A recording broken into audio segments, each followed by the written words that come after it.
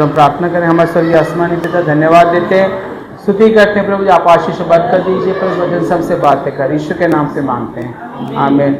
यहाँ क्या वचन कहता है कि अगर हम देखेंगे 16 का 4, परंतु ये बातें मैंने इसलिए तुमसे कही कि जब इनका समय आए तो तुम्हें स्मरण आए कि मैंने तुमसे पहले ही कह दिया था। मैंने आरंभ में तुमसे ये बातें इसलिए नहीं कही क्योंकि मैं तुम्हारे साथ था, परंतु अब मैं अपने भेजने वाले के पास जाता हूँ और तुम में से कोई मुझसे नहीं पूछता तू कहाँ जाता है, परंतु मैंने जो ये बातें तुमसे कही है इसलिए तुम्हारा मन शोक से भर गया है। तो अभी मैं तुमसे सच कहता हूँ कि मेरा जाना तुम्हारे लिए अच्छा है, क्योंकि यदि मैं ना जाऊँ तो वह सहायक तुम्हारे पास ना आएगा, परंतु यदि मैं जाऊँगा तो उसे तुम्हारे पास भेजूँगा। वह आकर संसार को पाप और धार्मिकता और न्याय के विषय में निरुत्तर करेगा। पाप के विषय में इसलिए कि वह मुझ पर विश्वास नहीं करते, और धार्मिकता के विषय में इसलिए कि मैं पिता के पास जाता हूँ और तुम मुझे फिर ना देखोगे। न्याय के विषय में इसलिए कि संसार का सरदार दोषी ठहराया। क्या कहा जाता है कि वचन बताता है कि प्रभु यीशु मसीह अपने चेलों से कहते हैं कि देखो मैं तुमसे मैं भी क्या तुमसे कहना चाह रहा हूँ कि मैं यहाँ से अब तुम्हें छोड़कर जाने वाला हूँ। शुरुआत में मैंने ये बात नहीं की थी, फिर मैंने क्या किया, बाद में तुमसे कह दी है। और मैं अभी इसलिए कह रहा हूँ कि जब मेरा जाने का समय हो जाएगा तुम क्या करो, निराश नहीं होना करके, ठीक है ना। इसलिए पहले ही प्रभु यीशु मसीह क्या कहता है, हर चीज़ को अपने चेलों से बताकर करता है कि ताकि उनको अचानक सडनली जो है शौक ना लगे, सडनली वो क्या करें, निराश ना हो जाए। उसके बावजूद भी यीशु मसीह ने हर चीज़ को उनको बता दिया था, उसके बावजूद भी क्या हुए, जब यीशु मसीह का इस दुनिया में से जाना हुआ तो क्या हुआ, निराश होकर, तितर बितर होकर, और जो दोबारा पुराने काम में वो दोबारा मछली पकड़ने चले गए, कोई कहीं चला गया, है ना। बताने के बावजूद भी क्या हुआ, वो निराश हो गए थे। अगर नहीं बताता तो क्या होता, वो तो मतलब और ज़्यादा निराश हो जाते हैं ना। मगर ये क्या कहता है कि देखो मैं क्या कहता हूँ कि मैं अभी जा रहा हूँ, मेरे को भेजने वाला पिता परमेश्वर, मैं उसके पास वापस जाता हूँ, और मैं वापस जाऊँगा तो क्या होगा, वो तुम्हारे लिए एक सहायक भेजेगा, इसलिए मेरा जाना तुम्हारे लिए अच्छा है, ठीक है ना। तो वो 2000 साल पहले प्रभु यीशु मसीह क्या कहते हैं, इस बात को अपने चेलों से कहता है, ठीक है ना। उसके बाद क्या होता है कि जैसे ही सारी बातें बता, कुछ अगर इसमें 16 अध्याय यूहन्ना में ये बात कह रहे हो, 18 अध्याय में क्या जाना है, उसका पकड़ा जाना हो जाता है, ठीक है ना। तो इसलिए पहले से सारी बातें बता रहे कि आखिरी बातें वो क्या कहता है, देखो मैं जाने वाला हूँ और पवित्र आत्मा तुम्हारे ऊपर आएगा करके। पवित्र आत्मा के बारे में ज़्यादा वो डिस्कस करता है। पवित्र आत्मा क्या करता है कि वो जो है यीशु मसीह का बात करना, अनुग्रह से बात करना, पिता परमेश्वर का बात करना, न्याय की बात, प्रेम सहित न्याय की बातें करना है। और पवित्र आत्मा का बात क्या है, वो हर परिस्थितियों के अनुसार जब सांत्वना देता है तो सांत्वना देता है, डांटना है तो डांटता है, मारना तो मारता। पवित्र आत्मा का ऐसा एक स्वभाव है, ठीक है ना, पिता, पुत्र और पवित्र आत्मा, ठीक है। तो अभी अंतिम समय में पवित्र आत्मा जब 2025 साल पहले इस दुनिया में उड़ेला गया था, यीशु मसीह के क्रूस पर मारे जाने के बाद पेंटिकोस्ट के दिन में, तब से लेकर पूरा समय जो है ना, कलीसिया को पवित्र आत्मा ही चला रहा है। ये पिता परमेश्वर का आत्मा, यीशु मसीह का आत्मा है, वही कलीसिया को चला रहा है। इसलिए कहते हैं मेरा जाना ठीक है, शारीरिक रूप से मैं हर पूरे संसार में मैं नहीं रह सकता, मगर पवित्र आत्मा क्या करेगा, एक ही समय पर वो हर जगह उपस्थित हो सकता है, क्योंकि वो आत्मा है, पवित्र आत्मा है, ठीक है ना। तो इसलिए वो कहता है मेरा जाना तुम्हारे लिए अच्छा ही है करके। और क्या करेगा, वह आकर संसार को पाप और धार्मिकता और न्याय के विषय में निरुत्तर करेगा, मतलब कायल करेगा। क्या करेगा, कायल करने का मतलब क्या कि हम पढ़ते हैं ना कि प्रेरितों के काम में उनके हृदय छिद गए। जब पतरस ने उनको प्रचार किया, मन फिराव का प्रचार किया, तो कुछ लोग उसके पास आए, कहे कि उनके क्या हुए, हृदय छिद गए, और कहते हैं कि मन फिराव के लिए में क्या करना चाहिए करके। जब हृदय छिदता है उसको कौन काम करता है, पवित्र आत्मा काम करता है।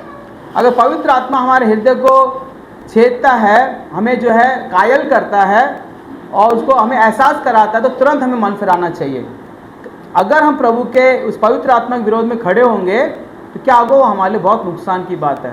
हमारा पवित्र आत्मा क्या करता है, जो पवित्र आत्मा जो हमें क्या करेगा, या तो और ज़्यादा हमें जो है सख्ताई से काम करेगा, हमें बदलाव लेके आने के लिए, हमारे जीवन को बदलने के लिए, या फिर हम ज़्यादा ही उसकी बात को नहीं माने तो बिल्कुल साइलेंट हो जाएगा, ठीक है ना। फिर हमें पता ही नहीं चलेगा कि पवित्र आत्मा हमसे बात कर रहा है या नहीं कर रहा करके। इसलिए कहता है कि वह आकर संसार को पाप और धार्मिकता और न्याय के विषय में निरुत्तर करते। जो संसार में जो लोग हैं, हम भी संसार में रहते हैं और हम लोग यीशु मसीह के पवित्र आत्मा के कायल किए गए हैं, इसलिए हम यहाँ कलीसिया में बैठे हैं। कहीं ना कहीं पवित्र आत्मा ने हमारे हृदय में बात किया, इसलिए हम यहाँ आकर बैठे हुए। और संसार को भी वो चाहता है कि संसार में कई लोग यीशु मसीह का जब सुसमाचार सुनाया जाएगा तो पवित्र आत्मा जब काम करेगा तो वो भी क्या करें, मन फिराकर कलीसिया में आकर बैठ जाएंगे। इसलिए जब कहा जाता है, जब भी वचन प्रचार किया जाता है, वचन में जीवन होता है। अगर वो जीवन सहित हम लोग जो उसे बोझ के साथ, उस प्यास के साथ उसको जब प्रचार करते हैं, दूसरे को सिखाने की कोशिश करते हैं, तो पवित्र आत्मा वहाँ काम करता है। अगर हम लोग जो है बगैर पवित्र आत्मा के हम जो वचन को जब प्रचार करते रहेंगे, कितना भी ऊंची ऊंची शब्दों में प्रचार करते रहेंगे, तो मगर वो वचन क्या नहीं करेगा, काम नहीं करेगा, क्योंकि पवित्र आत्मा काम नहीं कर रहा है। समझ लो इस बात को। अपने आप में वचन में जीवन है, उस जीवन को लोगों तक पहुंचाने का काम कौन करता है, पवित्र आत्मा। अगर हम पवित्र आत्मा के साथ जो है वचन को पढ़ेंगे, वचन को समझने की कोशिश करेंगे, तो पवित्र आत्मा हमारा हमसे बात करता रहेगा, ठीक है ना। अगर हम पवित्र आत्मा को स्थान ना देकर खुद ही अपने आप से हम पढ़ेंगे, तो उसका जो चीज़ें तो हमारे जीवन में हम देखेंगे कि यीशु मसीह ने अद्भुत काम किया है, आश्चर्यक्रम किया है, लोगों को छुड़ाया है, चंगाई दी है, अशुद्ध आत्मा से छुटकारा दिया है, गूंगों को बोली दी है, बहरों को सुनवाया है, और जो चल नहीं पाते उनको चलाया है। सब कुछ तो हम पढ़ेंगे, मगर वो हमारे जीवन में उसका अद्भुत काम हम पा नहीं सकेंगे। कारण क्या है, हम उस वचन को क्या है, पवित्र आत्मा के सहारे से हम नहीं पढ़ते। इस वजह से क्या होगा, पवित्र आत्मा हमारे से बात नहीं करेगा, तो वो क्या, उसका जीवन जो है ना, वचन का में जो जीवन है वो हमारे अंदर काम नहीं कर सकता। हालेलुया। इस बात को हमें समझना। तो ये कहता है कि जो पवित्र आत्मा आकर ये काम करेगा, निरुत्तर करेगा, तुम्हें कायल करेगा, ये हमें जरूरी है। न्याय, तो पवित्र आत्मा में न्याय के साथ हमें सिखाता है, कायल करता है कि बेटा तुम ये जो कर रहे हो सही नहीं है।